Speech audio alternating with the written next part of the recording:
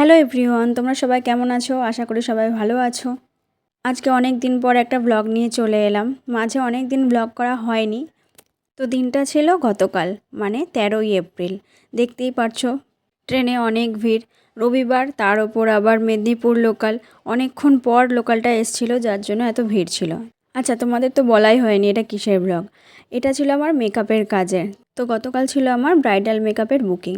তো ঠিক টাইম মতো চলে যাচ্ছিলাম। আমার টাইম দেওয়া ছিল 2টো। তো 2টোর আগেই আমি দেখো পৌঁছে গেছি ওদের ওখানে। যাওয়ার সাথে সাথে কোল্ড ড্রিঙ্কস দেওয়া হয় আর মিষ্টি দেওয়া হয়। তো কোল্ড ড্রিঙ্কসটা খেয়ে নিলাম, মিষ্টিটা আমি খাইনি। তারপর আর দেরি না করে ঝটপট বসিয়ে দিলাম। এই যে দেখো, এ হচ্ছে আমাদের মিষ্টি ব্রাইড রুকেয়া। ওর কাছ থেকে জেনে নিলাম ও কীরকম কী মেকআপ চাইছে। তো প্রথমে বলেছিল যে খুব একটা গর্জিয়াস মেকআপ হবে না, সিম্পলের মধ্যে হবে। কিন্তু তারপরে ওনারই একজন রিলেটিভ বললেন যে একটু পাকিস্তানি ব্রাইড টাইপের লুক দিলে খুব ভালো হয়।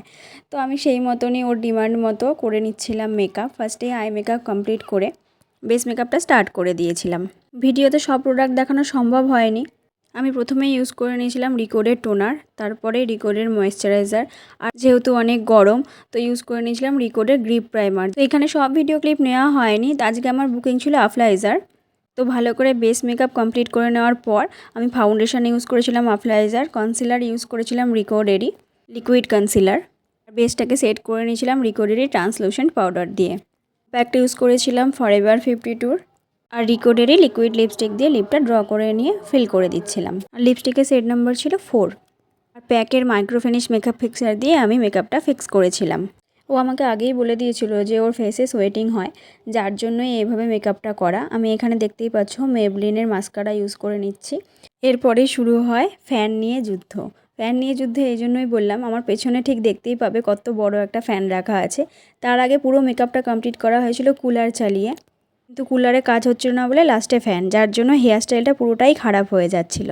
তোমরা দেখতেই পাচ্ছ হেয়ার স্টাইলটা পুরোটাই চেঞ্জ হয়ে গেছে। ওখানে এতটাই গরম ছিল যে ফ্যান ছাড়া তো থাকাই যাচ্ছিল না, আর ফ্যানের সামনে থাকলে সমস্ত কার্লস খুলে যাচ্ছিল।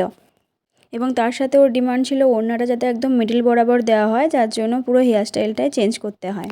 রুকিয়া বলো, সেজে কীরকম লাগলো? খুব সুন্দর লেগেছে। খুব সুন্দর লেগেছে, মেকআপটা খুব সুন্দর হয়েছে, পছন্দ হয়েছে। যেরকম চেয়েছিলে সেরকম পেয়েছে তো? তার থেকেও বেশি ভালো। Thank you. ওর মুখে শুনতে পেলে ওর রিভিউটা, ওর খুব পছন্দ হয়েছিল, ও বারবার বলছিল। আর তোমাদের তো জানানোই হয়নি, ও হচ্ছে আমার স্কুল ফ্রেন্ডের বোন। ওদের সাথে কাজ করে আমার ভীষণ ভালো লাগলো, খুব ভালো একটা এক্সপিরিয়েন্স হলো। তোমাদের সাথে আমার মোবাইলে তোলা কিছু ফটো শেয়ার করে দিলাম, দেখে জানিও কেমন হয়েছে মেকআপটা। আর সবাই এভাবেই পাশে থেকেও ভালোবাসা দিও। আজকের মতো টাটা, থ্যাংক ইউ।